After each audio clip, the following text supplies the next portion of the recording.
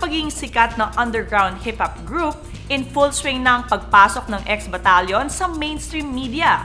Ngayon nga ay magsisimulan silang bumida sa kanilang biggest movie break.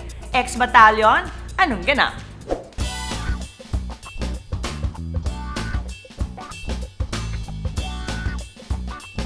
Hindi pa rin makapaniwala ang XB na ganap na silang mga aktor ngayon.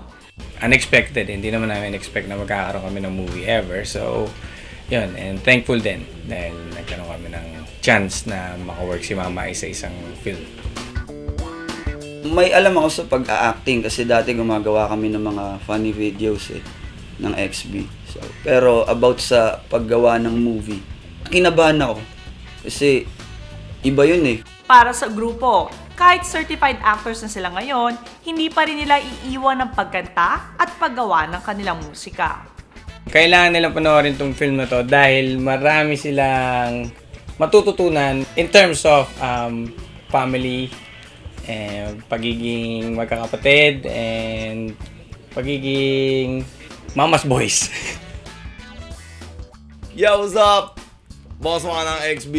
At inimbitahan ko po kayo na manood ng Sons of Nana Isabel sa March 27, 2019.